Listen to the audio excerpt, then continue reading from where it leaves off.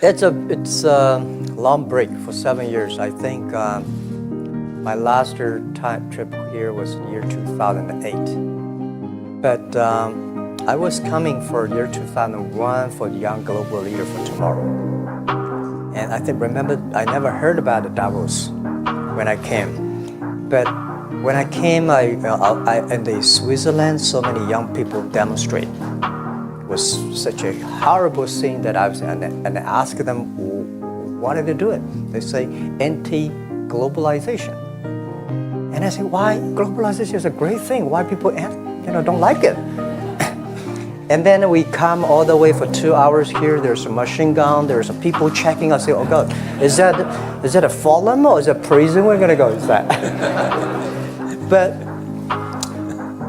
when I joined the Fallen as the Young Global Leader, I was thrilled by so many ideas. For the first 3-4 years, I learned what does the globalization mean? What does the corporate citizenship mean? What about social responsibility mean? And all these new ideas, and I see so many great leaders talking about leadership, and I benefit a lot. And the year 2008 and 9, when the financial crisis came, I think it's better go back to work, because we can never win the world by talking. So go back, spend 7 years. Now I come back, I think it's time to do something return. Because I learned so much. Let's talk 12 years ago. So why I should not talking to the young global leader of today, sharing with them how we gone through. So that was the thing. Let's start with where you are today. Just how big is Alibaba? How many people come every day? How many people come in a week? How fast is it growing? Yeah, we have over 100 million buyers visiting our site, shopping our site every day.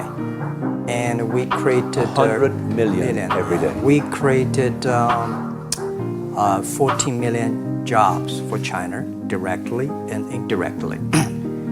And we grow from 18 people to 30,000 people, 18 people in my apartment, to now we have 4 big campers. Compared to 15 years ago, we were big, but compared to 15 years later, we're still a baby. How big will you be 15 years from now? I think 15 years ago, I told my team that in the past 15 years, we grow from nothing to this size. And 15 years later, I want people to know about Alibaba, know Taobao, because it's already everywhere. I want 15 years ago when we talk about what is e-commerce, why small business can use this e-commerce, this internet, can do business across the nation. And I hope 15 years later, people forget about e-commerce because they think it's like electricity. Nobody thinks it's a high tech today. Now, this is something that I don't want 15 years later, we still walk on the street talking about why and how e-commerce can help people. You tried to get into 3 colleges. Each time they rejected you. No, I tried. There is an examination that young people, if you want to go university, you have to take the examinations. So I failed 3 times. Right. But a lot of fail. I failed for funny things that I failed a key primary school test for 2 times. And I failed 3 times for the middle schools. And you will never believe in Hangzhou, my city, there's only 1 middle school that lasts only 1 year. It was changed from primary school to middle school because our graduates of our school, no middle school accept us because we were too bad. They would become a middle school. What effect did it have, though, being rejected? I think we have to get used to it. We're not that good. Even today, we still have a lot of people rejected. I think when I graduate from universities, and before for 3 years I tried to fill in the universities. So I applied jobs for 30 times. got rejected. I went for a police. They said, no, you're not good. I went to even the KFC. When KFC come to China, come to my city, You applied. 24 people went for the job. 23 people were accepted. I was the only one guy. And we went for police. 5 people, 4 of them accepted. I was the only guy that I received it. So to me, being turned down, rejected. Oh, by the way, I told you that I applied for Harvard for 10 times, rejected. I know I'll be rejected. I just don't want to say that. Yeah, sorry now. 10 times you wrote them and said, I'd like to come to Harvard. Yeah. And then I told myself someday I should go teach there, maybe. I think that can be arranged. Richard Nixon came to Hangzhou. Yeah. And after that, tourists flooded the place. Yeah. And that's how you learned English. Yeah. I really like I don't know why, at 12, 13 years old, that time I suddenly fell in love into the language, the English. And there's no place you can learn English at that time. There's no books, English books. So I went to the Hangzhou Hotel, now called Hangzhou Shangri-La Hotel, because that was the hotel can receive the foreign visitors. So every morning for 9 years, I showed them around as a free guide, and they taught me English. And I think that changed me. Today, I'm 100% made in China. I've never got a one-day train outside China. Yeah. And when people talk to me, say, Jack, how can you speak English like that? Why sometimes you talk like an Western guys? I think that was the 9 years. These Western tourists opened my mind, because everything they told me are so different from the things I learned from the schools and from my parents. So now I have a habit. Whatever I see, whatever I read, I use my mind. Think about for 2 minutes. Is that how Ma Jun became Jack Ma? Actually, Jack, the name was given by a lady in tennis. She's a tourist. She came here and she said, she came to Hangzhou. We become a pen friends. Ma Ring is so difficult to pronounce. So she said, do you have an English name? I said, don't. So can you give me an English name? She said, okay. She said, my father called her Jack, my husband called Jack. What do you think about Jack? I said, good. So I've been using that for that many years. Yeah. First visit to America, 1995? 1995, yeah. I've come here for a project helping the local government to building up a highway. And you tried the internet. I tried the internet in Seattle, and in a building called the USA Bank. I don't know whether the USA Bank is still there or not, but it's a building. And my friend opened a small office, which is like only 10% bigger than this room. There are a lot of computers in there. And he said, Jack, this is internet. I asked, what is internet? He said, search whatever you want. At that time, they used Mosaic, very slow. Right? And I said, I don't use it. I don't want to type because computer is so expensive in China. If I destroy it, I cannot pay. He said, just to search it. So I searched the first word, beer. I don't know why, because it's easy to spell, baby. And I see beers from Germany, beers from USA, beers from Japan, but there's no beer from China. And I say, okay, type the second word is China. No data. Nothing. And I said, 1995, no data about China. So I talked to my friend, why not make something about China? So we made a small, very ugly looking page called China. It's something like I did a translation agency, we listed on there. It was so shocking. We launched at 9:40 in the morning. 12:30, I got a phone call from my friend. He said, Jack, you got 5 emails. I said, what is email? And they say, these are the things. Say, people so excited. Where are you? This is the first time I see a Chinese website on that. How can we can we do something together? So I think this is something interesting. So we should do it. Why did you call it Alibaba? Alibaba? Well, when I started, I think internet is global. We should have a global name, and a name that interesting. Like at that time, the best name is Yahoo, right? I think I can. So I've been thinking for many days. Suddenly, think Alibaba is a good name. So I was happened to be in San Francisco that day. I did have a lunch, and the waitress come. I asked her, "Do you know about Alibaba?" She said, "Yes." I said, "What is Alibaba?" She said, "Open Sesame." Good. So I went on the street, asked about 10, 20 people. They all know about Alibaba, 40 Thieves, and Open Sesame. And I think this is a good name. And start with A. Whatever you talk about, Alibaba is always top. You have said before that in creating Alibaba, you had to create trust. Yeah. Because people in China were used to face-to-face. How did you create trust? I think because we started doing business on the internet. I don't know you, you don't know me. So how can you do things online unless you have trust? So for e-commerce, the most important thing was trust. I think when I first went to USA for raising money, talk to the venture capitalists, a lot of people say, "Oh, Jack, no. China doing business by the guanxi. How can you do business on internet?" And I know that without the trust system, the credit system, it's impossible to do business. So in the past 14 years, everything we do is trying to build up the trust system, the record system. Well, Charlie, I'm so proud today when I talk to the young. Today in China and in the world, people don't trust each other. The government and people and media and everybody think, this guy's cheating. But because of e-commerce, we finish 60 million transactions every day. People don't know each other.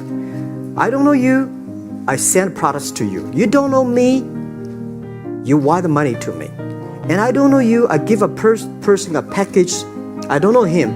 He took something to cross the ocean, cross river, and send. This is the trust. We have at least 60 million trust happening every day.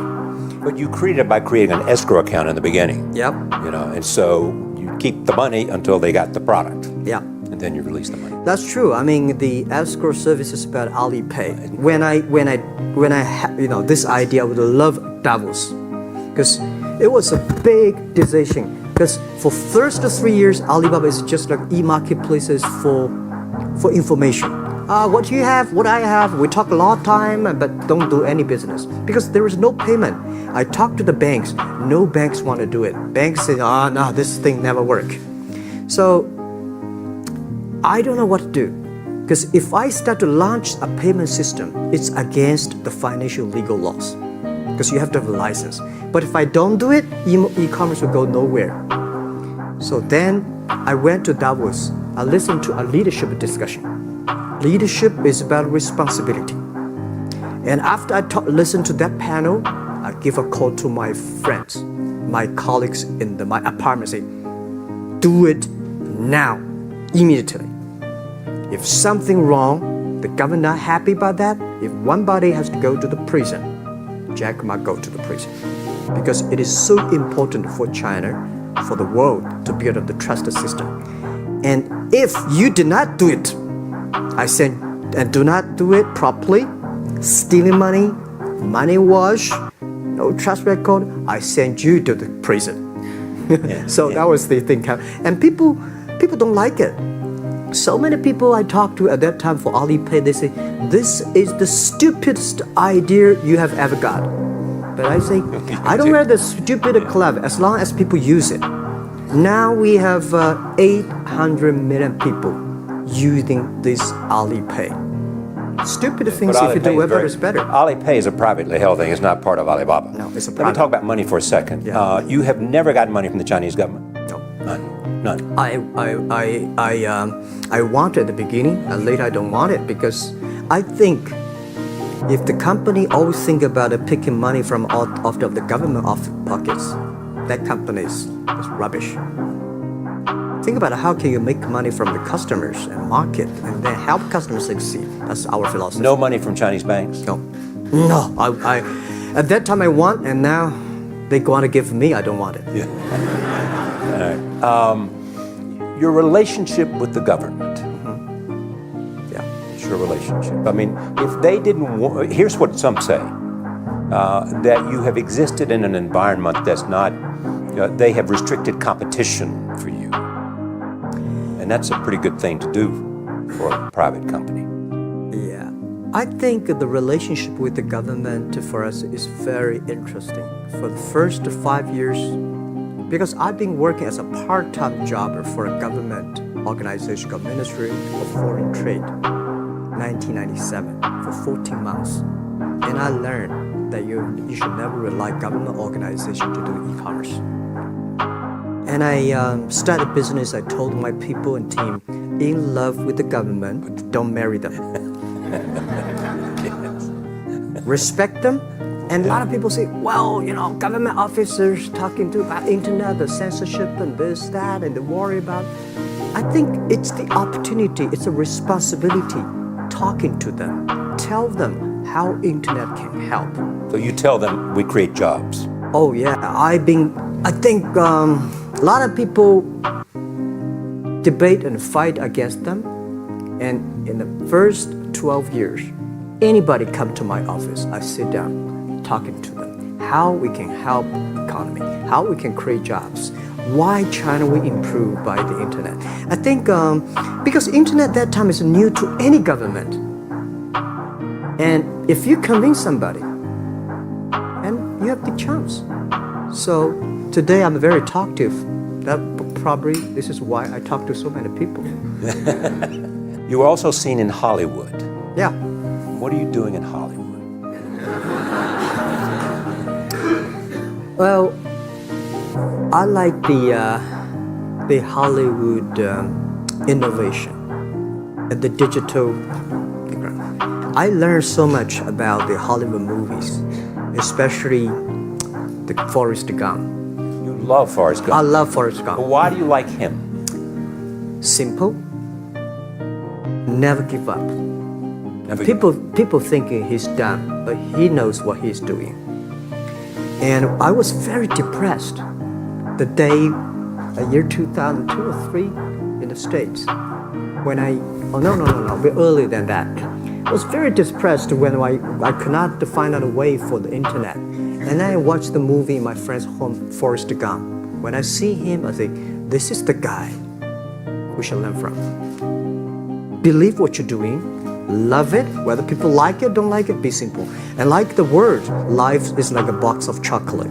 You never know what you can get, right? I never know I would be here talking to you and talking to Charlie Rose. I never know.